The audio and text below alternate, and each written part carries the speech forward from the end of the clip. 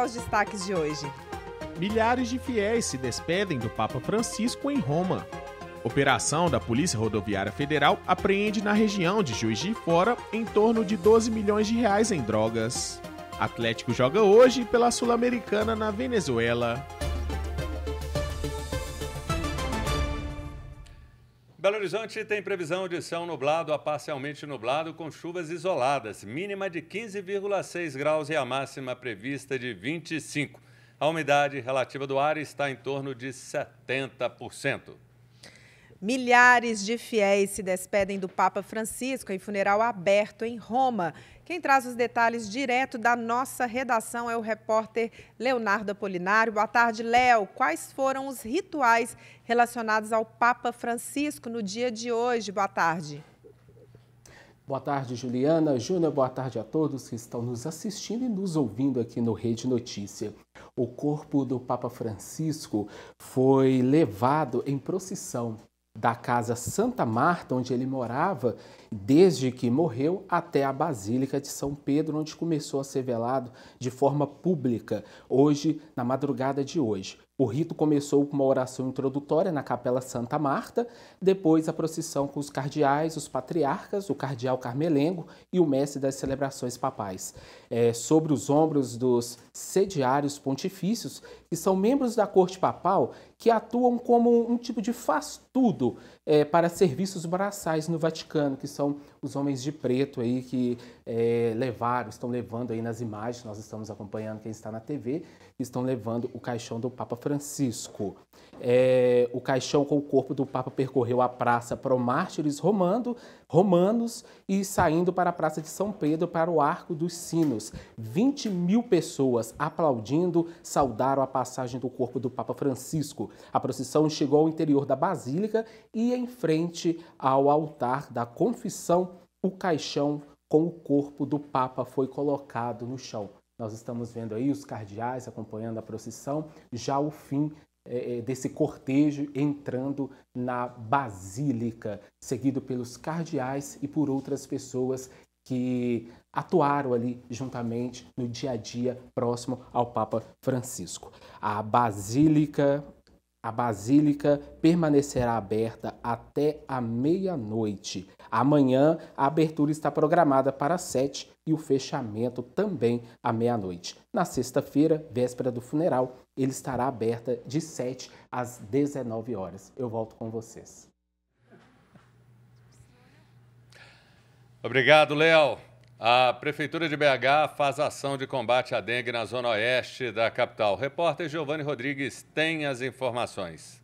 A Prefeitura de Belo Horizonte realizou nesta quarta-feira uma ação de monitoramento do mosquito Aedes aegypti na Regional Oeste, onde foram instaladas 11 iscas. As armadilhas são chamadas ovitrampas, colocadas em 2 endereços, um na rua Paracaína e outro na rua Maria Auxiliadora, no bairro Salgado Filho. Segundo o comerciante Hélio Nunes, essa ação é indispensável. É interessante porque aí eles fazem o acompanhamento diário, qualquer alteração, né? Aí rapidinho já vê, né?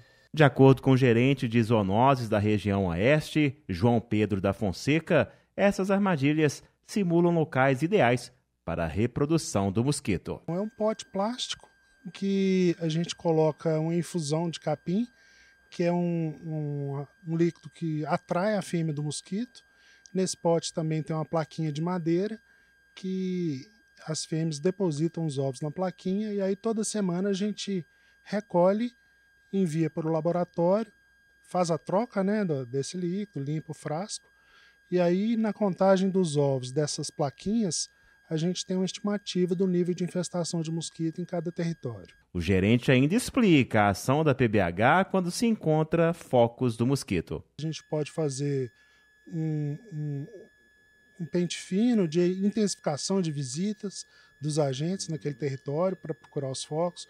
A gente pode também lançar a mão de drones para fazer imagens aéreas que localizam os focos em locais mais altos. E dependendo da situação, a gente pode também, com a parceria da SLU, direcionar para aquela região um mutirão de limpeza.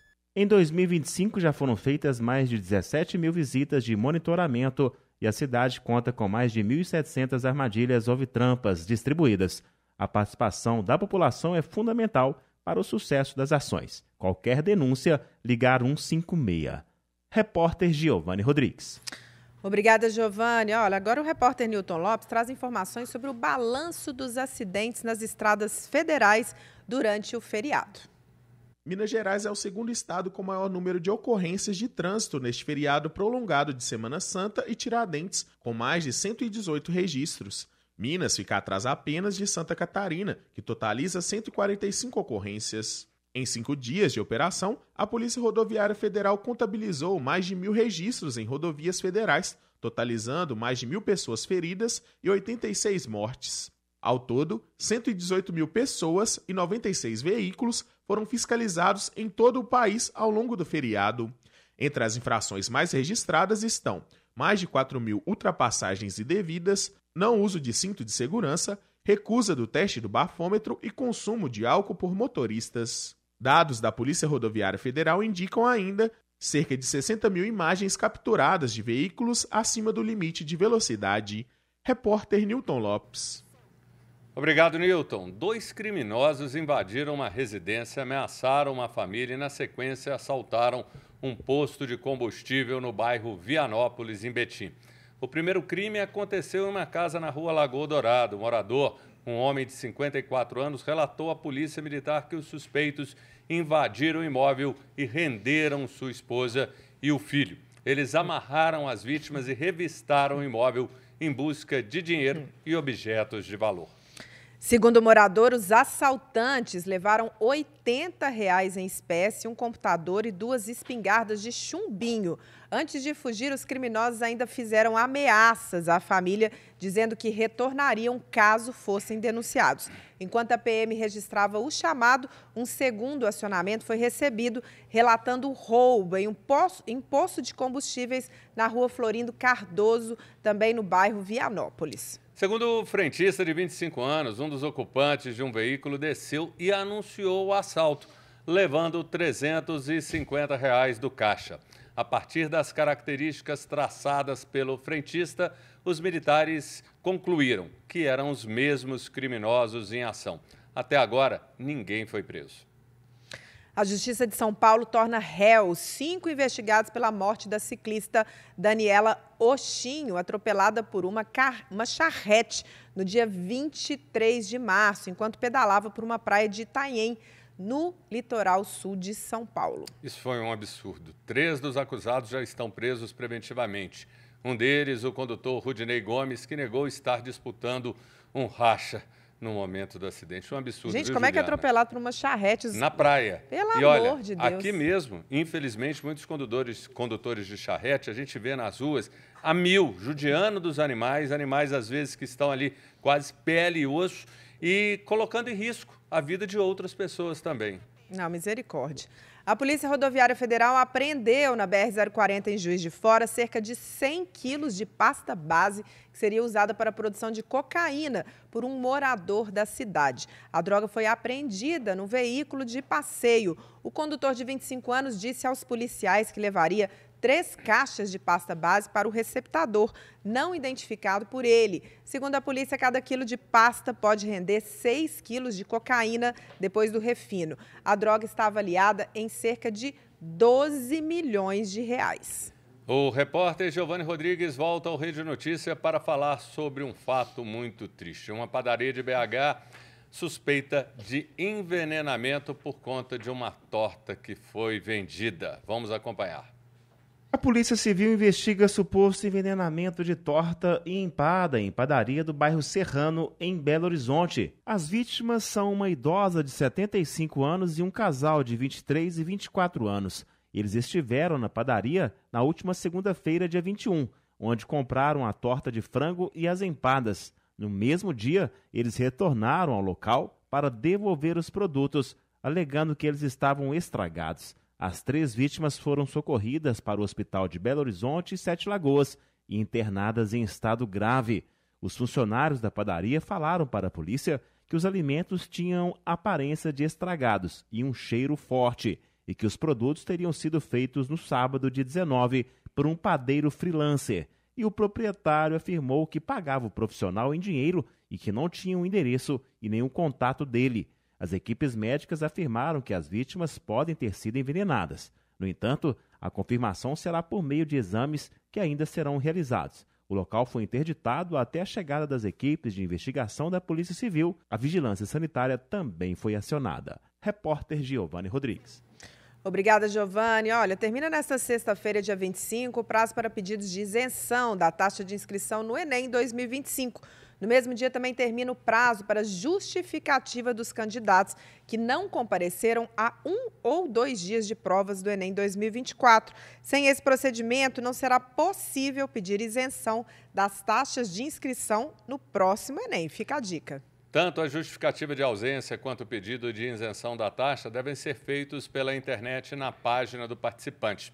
Quem não se lembrar da senha da conta pode recuperar a informação a partir de orientações da própria plataforma. O governo federal começou a pagar hoje a segunda parcela do incentivo matrícula no valor de R$ 200 aos beneficiários do programa PED Meia. A escala de pagamentos vai até o dia 30 de abril. O incentivo matrícula é destinado a todos os estudantes do ensino médio público matriculados no ano letivo de 2025. A Caixa Econômica Federal confirma que o programa vai beneficiar neste mês cerca de 4 milhões de pessoas, sendo 1 milhão de novos estudantes. Estão abertas inscrições para vagas não preenchidas do FIES, relativo ao primeiro semestre deste ano.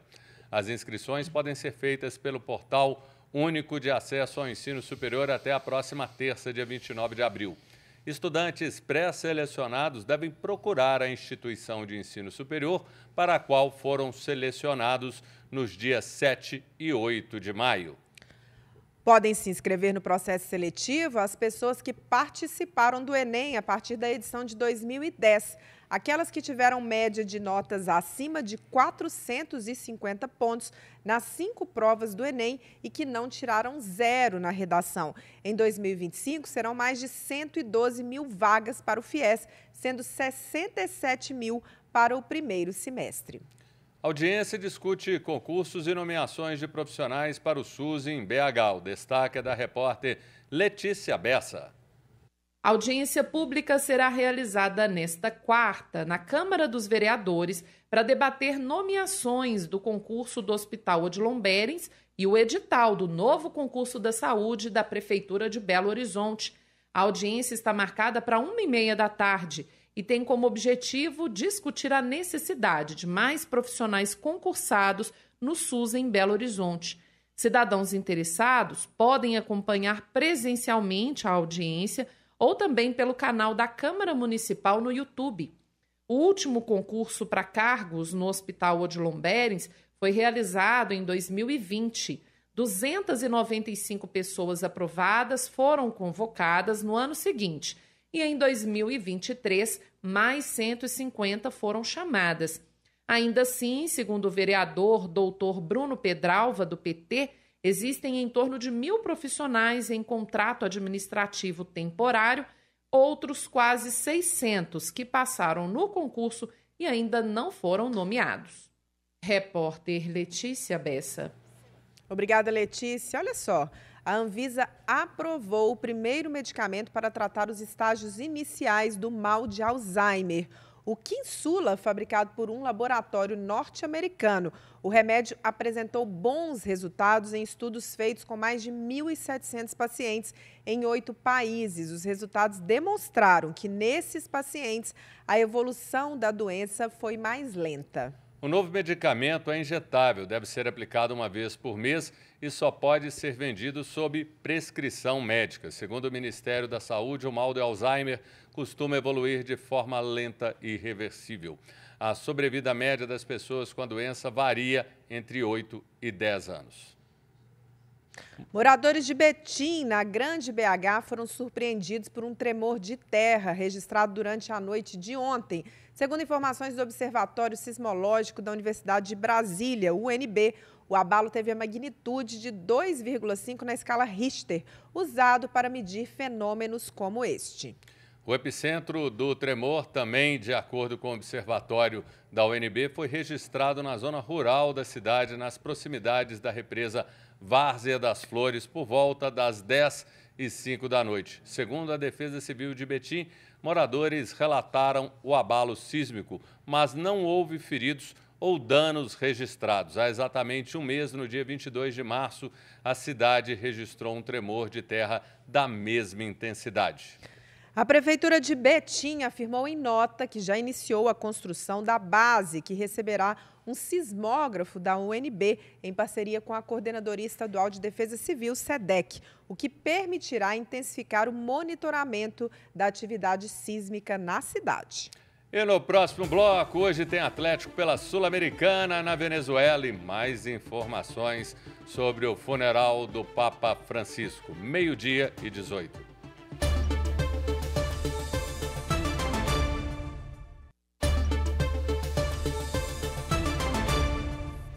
E hoje tem o Atlético pela terceira rodada da Sul-Americana na Venezuela. O jogo é contra o Caracas às 9h30 da noite e vale a liderança do Grupo H. O técnico Cuca tem desfalques, entre eles Hulk, Scarpa, Arana, Alan Franco e Júnior Santos. Com isso, a equipe de hoje deve contar com jogadores reservas como Bernard, Saravia, Caio e Vitor Hugo. O Caracas não vence há 4 jogos e na última rodada do campeonato venezuelano foi goleado por 4-1 pelo Monagas.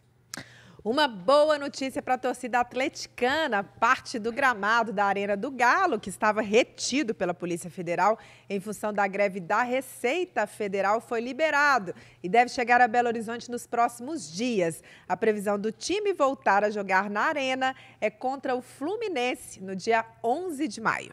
O Cruzeiro tem problemas para o jogo da Sul-Americana contra o Palestino do Chile, 9h30 da noite, nessa quinta-feira. Léo Jardim deve preservar alguns titulares por desgaste físico e na lateral direita. Provavelmente não vai poder contar com Fagner e William. O jovem Vitor Jesus, de 19 anos, é o único lateral de ofício para o lado direito, em função dos prováveis desfalques. O Cruzeiro é o lanterna do Grupo E, com 2 derrotas.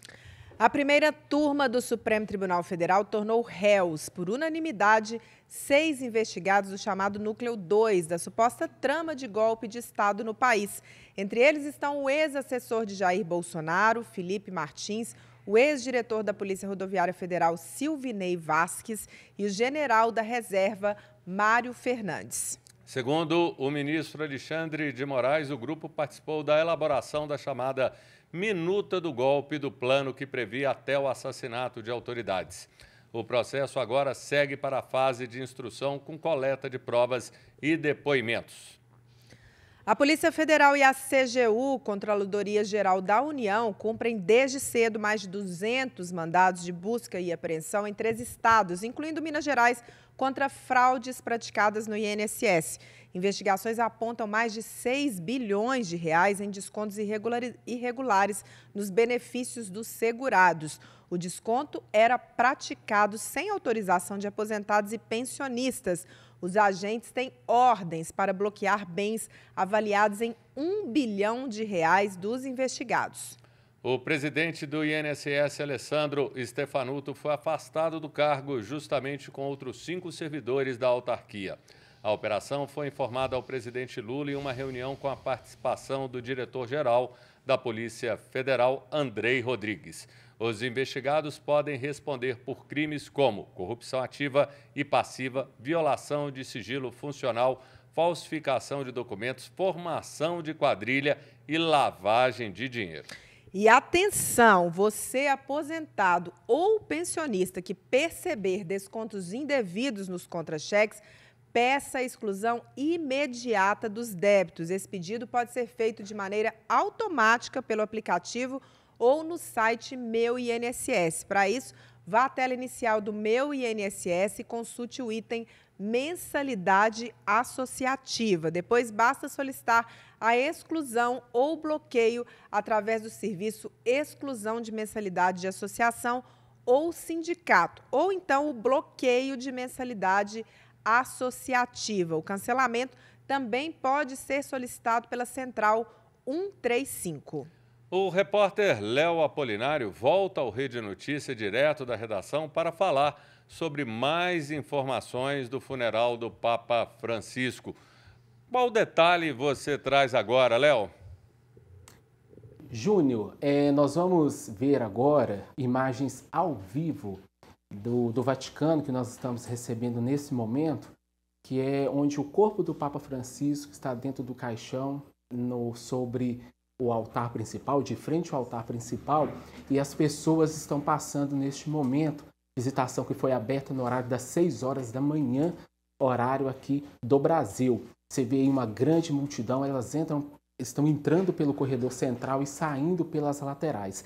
Ali na frente, onde tem algumas pessoas sentadas, rezando, essas pessoas são próximas do Vaticano, são pessoas que trabalharam, exercem algum cargo, por isso elas conseguem ficar ali na frente.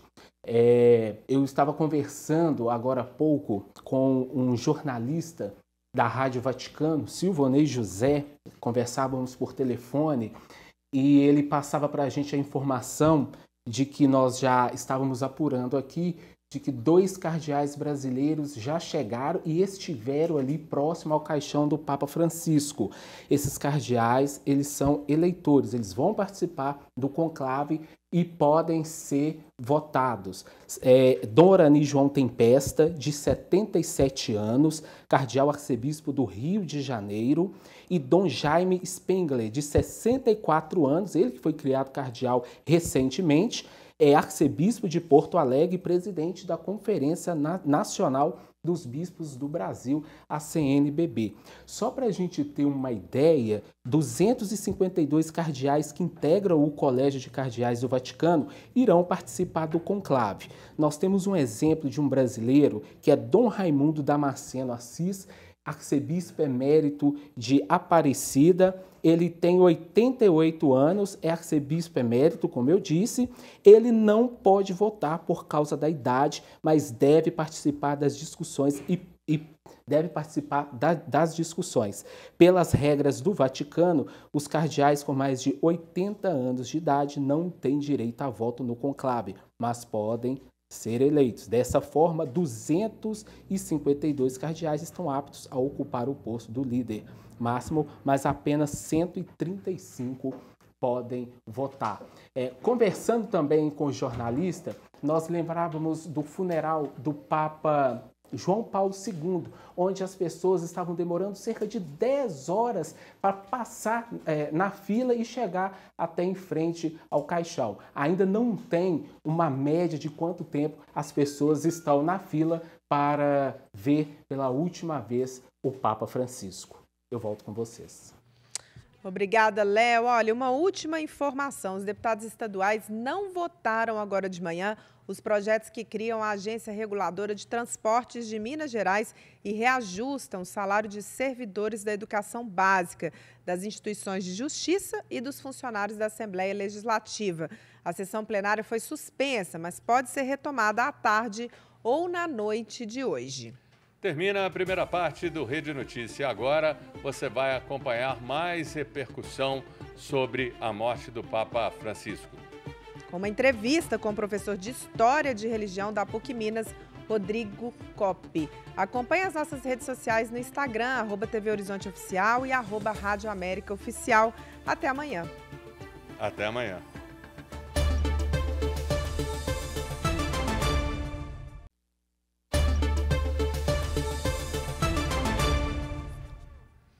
Olá, boa tarde para você que nos acompanha pelos meios de comunicação da Arquidiocese de Belo Horizonte, da Rede Catedral de Comunicação Católica, TV Horizonte no canal 30 e no YouTube, Rádios América, FM 107,1 e Cultura AM 830, além dos aplicativos digitais. João Eduardo Santana, muito bem-vindo, muito obrigada mais uma vez pela presença e estar aqui comigo dividindo esse microfone. Boa tarde, Juliana Lima, agora 12h33, obrigado também pelo carinho, já são mais de 30 programas juntos, hein? Que alegria. Vida longa. E o quanto nós já fizemos, hein? Opa! Já fizemos muita coisa. Depois vou sugerir um programa só sobre o que nós já fizemos por aqui, já temos muito assunto. Já dura cerca de 6 horas o velório público do Papa Francisco no altar principal da Basílica de São Pedro, no Vaticano. Por volta das 4 horas da manhã aqui no Brasil, 9 da manhã em Roma, o cortejo com o corpo do pontífice saiu da capela da Casa Santa Marta, acompanhado por centenas de religiosos, bispos e cardeais.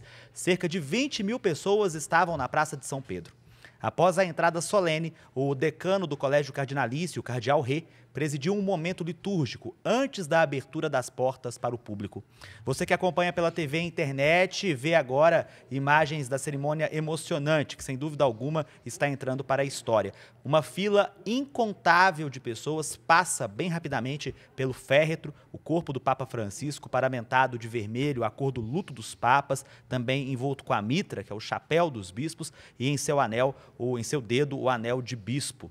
Lembrando que o anel do Papa foi quebrado na cerimônia que constatou a sua morte na manhã da segunda-feira. Lembrando que o velório do Papa segue até a tarde da próxima sexta-feira. No sábado, às 5 horas da manhã no Brasil, 10 da manhã em Roma, acontece a missa exequial do Papa, seguida de cortejo até a Basílica de Santa Maria Maior, Santa Maria Maggiore, onde ele será sepultado conforme desejo expresso em testamento.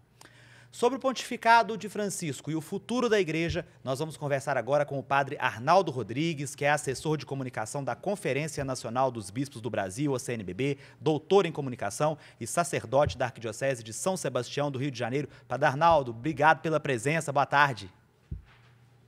Boa tarde, João. Boa tarde, Juliana. É um prazer estar com vocês, uma alegria. Obrigado pelo convite. Prazer é nosso. Padre, o senhor esteve algumas vezes com o Papa Francisco por conta do seu trabalho. Também o acompanhou na Jornada da Juventude no Rio de Janeiro, que foi um evento emocionante. Como que o senhor o define? Bom, como você mesmo disse, eu estive com o Papa algumas vezes, não somente na jornada eu cuidei de toda a parte pastoral, cuidei da parte onde o Papa atendeu as confissões, né? Mas logo depois da jornada, eu fui para Roma para estudar e acabei estudando e trabalhando um pouco, colaborando um pouco no Vaticano e tive a oportunidade de estar algumas vezes com o Papa Francisco, né? E foi realmente uma experiência muito bonita, mas cada experiência com ele, cada encontro com ele foi uma experiência marcante. Até na última vez que eu encontrei com ele foi ano passado, quando eu regressei, quando eu voltei a Roma depois de ter retornado ao Brasil. E ele bem muito humorado, né? Ele me viu na Praça de São Pedro e me falou: olha, você engordou um pouquinho depois que você voltou para o Brasil. Né? Então, aí eu falei: olha, a comida do Brasil é tão boa quanto a comida da Argentina. Né? E ele sempre com esse jeito muito humorado. Né? Então, eu definiria o Papa Francisco não só como chefe de Estado, como bispo de Roma, como Papa, mas peregrino que realmente está com as pessoas, né? Fala com as pessoas. Então, nós vimos muito isso no seu pontificado. Esse peregrino que realmente conversa com as pessoas, está com elas,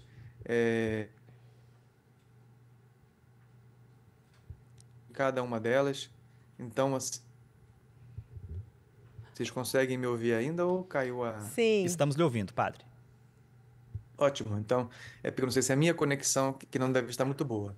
Mas, como dizia, o Papa Francisco foi um grande peregrino e nos ensinou realmente sobre relações, né? As relações humanas. E eu classificaria o Papa como esse homem que nos ensina como nos relacionarmos com Deus, relacionarmos com o mundo, com as pessoas, conosco mesmo, né? Estando atento às necessidades daquelas pessoas que mais precisam da nossa atenção. Então, eu classificaria o Papa como esse peregrino realmente que criou um modo, né, nos recordou um modo correto de nos relacionarmos com tudo aquilo que está ao nosso redor. Ele fez isso muito bem.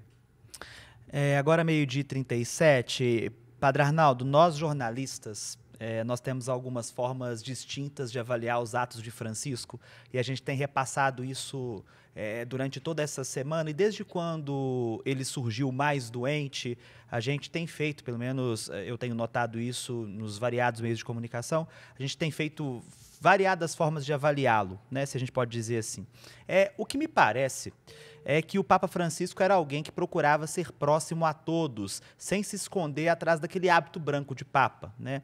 Eu recordo-me, inclusive, de uma ocasião em que ele se estressou com alguém que lhe deu um puxão do braço na Praça de São Pedro. Ele até bateu na mão da pessoa, os seguranças até se assustaram, falaram, poxa, mas um papa fazendo isso. Então, ele era humano demais, né? Como diz a música que é cantada pelo padre Fábio de Mello, né? Ele era humano demais. O senhor compartilha dessa minha impressão, da impressão de alguns colegas?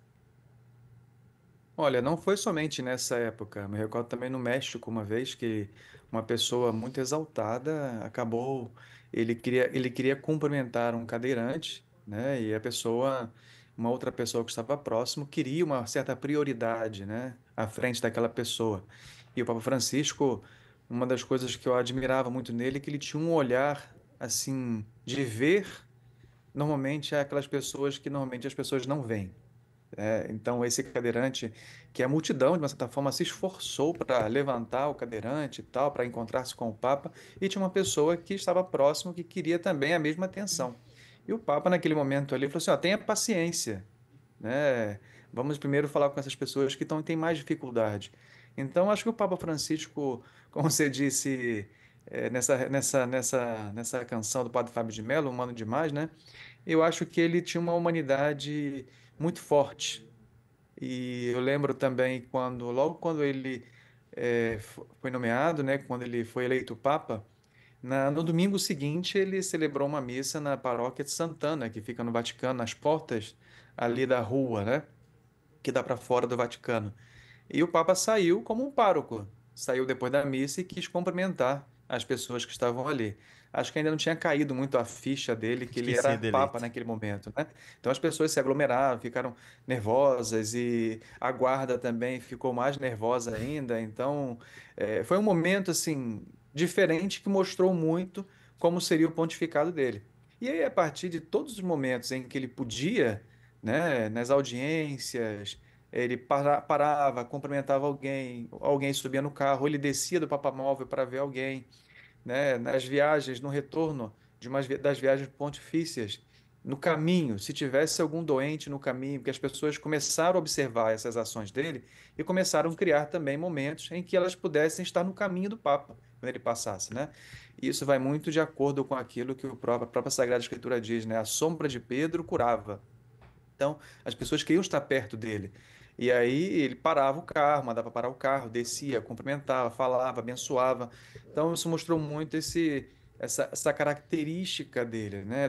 É uma característica também muito própria do latino-americano, né? Do tocar, do abraçar, do falar próximo, de sorrir, de cumprimentar, apertar a mão, abraçar, etc. Tal. Coisa que o Papa fez muito bem. Ele mostrou um pontificado. Não que os outros não tivessem, os outros também tinham tudo isso, mas cada um do seu estilo cultural também, porque o Papa carrega um pouco da sua cultura, daquilo que ele viveu, da sua origem, né? Mas o Papa Francisco, ele trazia muito essa realidade muito próxima, né? E eu acho que essa humanidade dele ressaltou bastante todo o seu pontificado. O padre, ontem, o professor Rodrigo Kopp, aqui da PUC Minas, afirmou que não considerava o pontificado de Francisco revolucionário, porque revolução seria sinônimo de destruição e mudanças muito bruscas, o que não ocorreu. Contudo, padre Arnaldo, eu enxergo grandes mudanças na igreja ao longo da última década, principalmente porque a sociedade também mudou, né? Com Francisco, a igreja passou a falar mais sobre os divorciados, sobre os gays, atuou mais na mediação de conflitos históricos, como as guerras no Oriente, além, é claro, de dar mais espaço para as mulheres. Como é que o senhor enxerga esses progressos? De fato, nós temos uma ideia de revolução. Aqui nós precisamos primeiro entender toda essa característica. Nós temos uma ideia de revolução, uma coisa ruptiva, ou seja, romper com o que passou e começar algo novo, né? O Papa Francisco, assim como todos os papas, eles vieram de uma continuidade de aprendizado, de magistério, com ações, documentos, atitudes, resoluções, tudo isso aí foi uma continuação. E é claro que cada Papa, à medida do tempo, ele vai também aplicando aquilo que ele considera importante, né? Sem mexer na doutrina da Igreja. Então, o Papa Francisco também foi isso. Ele poderíamos dizer uma sã revolução, no sentido de que ele resgatou um pouco aquilo que é a identidade da Igreja no mundo, né?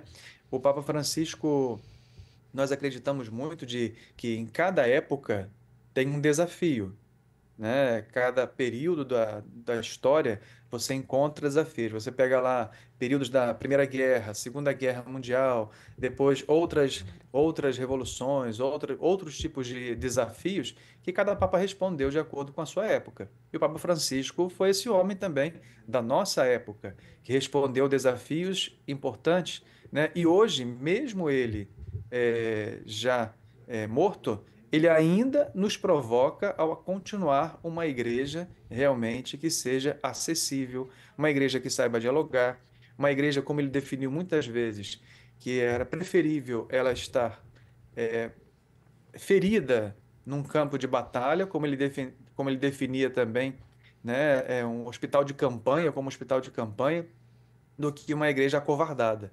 Então, o Papa Francisco resgatou muito isso, e nos mostrou, e ainda mostra, no seu testemunho, seu legado vai ser isso. Tanto é que o próximo Papa que vier, ele não tem como não seguir toda essa realidade que o Papa Francisco implementou. Ele fez realmente movimentos importantíssimos para a história da igreja e a história do mundo também, da sociedade, porque nós não podemos esquecer que ele não falou somente para quem é católico. Pelo contrário, ele falou aos católicos como nós devemos ser católicos no mundo, dialogando também com quem não é. Então, assim, isso já é um fator muito importante. E o Papa ressaltava temas que são da nossa época, são atuais. O Papa falou muito sobre os conflitos, então ele ligou, por exemplo, mais de 500 vezes para o povo de Gaza, ele ligou para vários lugares, ele ligava para as pessoas. Então, o Papa, nos últimos tempos, falou muito sobre, por exemplo, inteligência artificial, a utilização ética da tecnologia, nas mensagens para o Dia da Comunicação, o Dia Mundial da Paz, outros temas importantes que ele ressaltou. Isso eu acredito que não é revolucionário, isso é ser atual. Ou seja, mais do que revolução, eu diria que atualidade. O Papa respondeu e nos chamou, não só nos momentos que não tinha uma resposta fechada, mas nos trouxe também para o cenário da sociedade, para também, como uma instituição, ajudar a sociedade a refletir sobre os acontecimentos de cada época. Então, eu não diria um revolucionário, diria dizer que o Papa era um homem atual da nossa época. A gente vai para um rápido intervalo, mas daqui a pouquinho voltamos com essa conversa muito produtiva aqui com o padre Arnaldo Rodrigues, assessor de comunicação da Conferência Nacional dos Bispos do Brasil, CNBB. Voltamos já.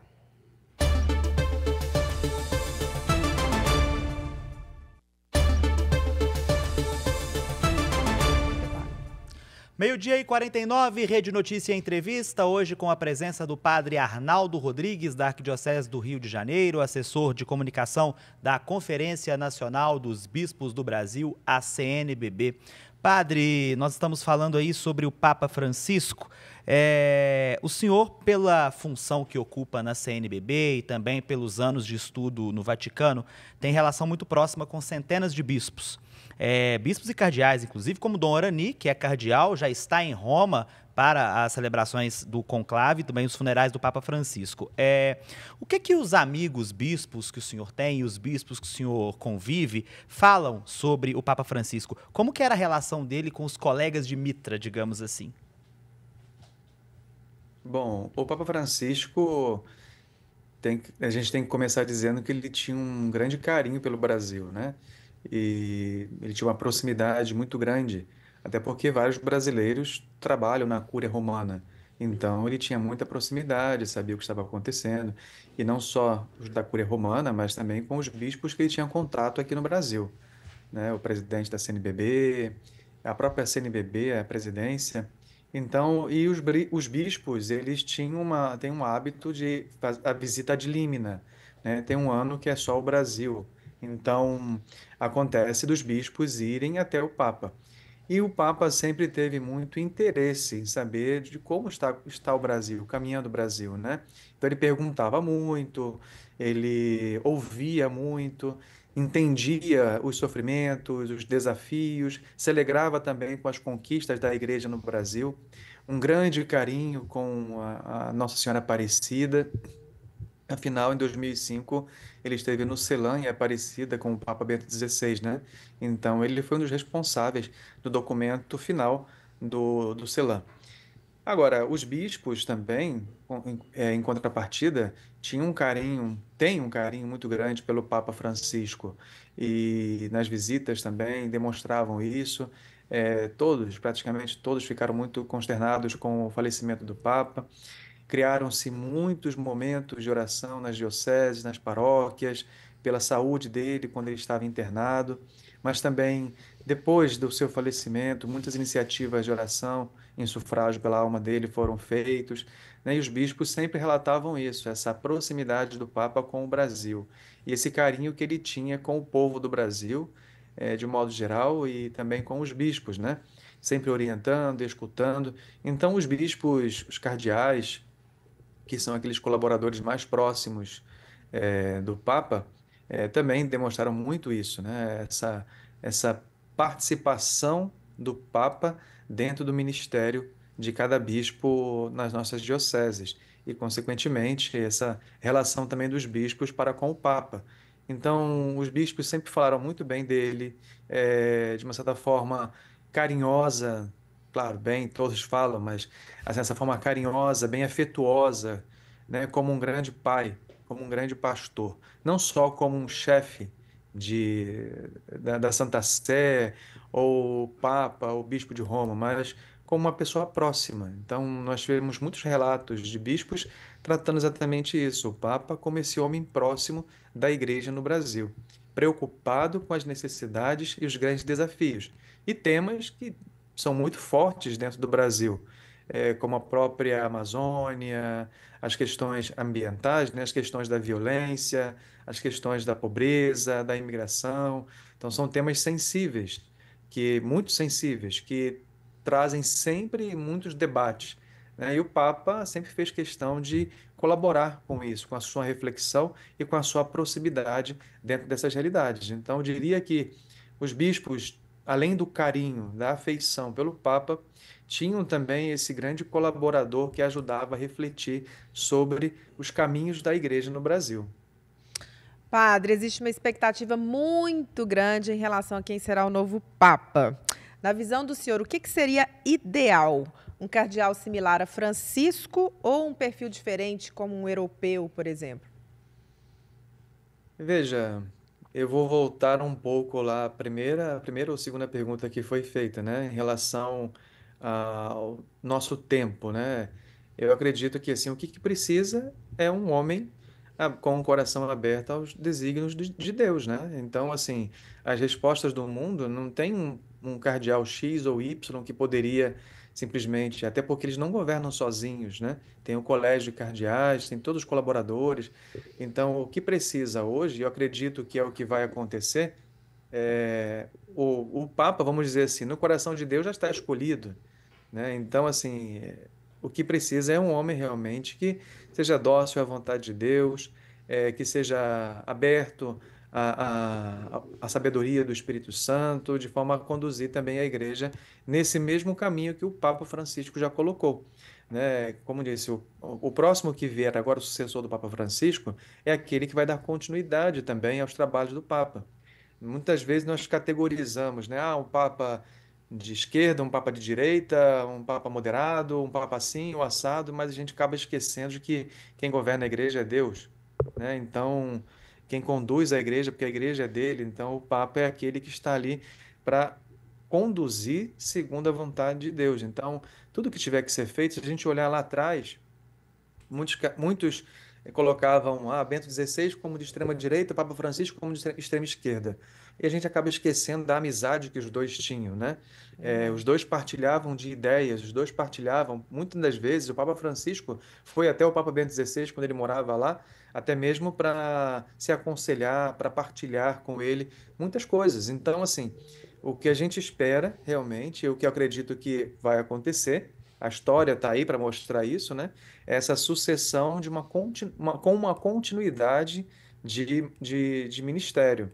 Não é uma ruptura. Agora é um estilo de Papa, agora vai ser diferente, vamos ficar com medo porque não sabemos se vai ser assim ou assado.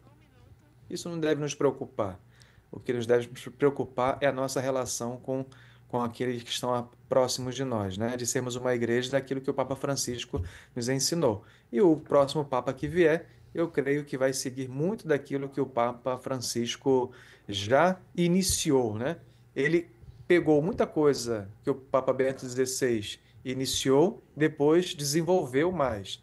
E o próximo que vier vai pegar também muita coisa que o Papa Francisco iniciou e vai desenvolver também muito mais, colocando um pouco da sua personalidade, o seu estilo de ser. Afinal, o Papa não é um ser sem história, né? Ele tem uma história, ele tem uma cultura, ele tem uma personalidade, ele vai aplicar também isso. É inevitável que seja assim. A gente viu muito o Papa Francisco, né, nessa realidade como latino-americano, o estilo próprio dele que colocou um emblema, vamos dizer assim, impactou muito e nos colocou dentro de uma igreja realmente que caminha com o povo. Então eu creio que vai ser assim. O próximo Papa vai ser o Papa que Deus quer, o próximo Papa vai ser aquele que vai dar continuidade a toda essa história com esses grandes homens que conduziram a igreja durante todos esses tempos. Este foi o padre Arnaldo Rodrigues, assessor de comunicação da Conferência Nacional dos Bispos do Brasil, a CNBB, doutor em comunicação, sacerdote da Arquidiocese de São Sebastião do Rio de Janeiro. Padre, muito obrigado pela presença, o nosso abraço aí a toda a Arquidiocese do Rio de Janeiro e obrigado pela disponibilidade de estar conosco aqui em Belo Horizonte. Muito obrigado. Eu que agradeço o convite de vocês, desejo um bom trabalho. Agradecemos também a todos os colaboradores, todos os comunicadores que estão se empenhando nesse momento também de trazer a verdade e de orientar as pessoas sobre tantas coisas. A gente recebe tanta informação, né, que a gente não consegue, às vezes, ter capacidade para absorver todas elas. Mas agradeço a vocês também por esse belo trabalho que vocês têm feito para o povo de levar a verdade e levar também as pessoas a conhecer aquilo que é essa riqueza da igreja. Muito obrigada, padre. A você que acompanhou a nossa programação até agora, muito obrigado. Permaneça na Rádio América com o programa Rádio Vaticano e na TV Horizonte com o Bola na Rede com o Júnior Brasil. Até amanhã. Até amanhã. Deus nos guarde nessa quarta-feira.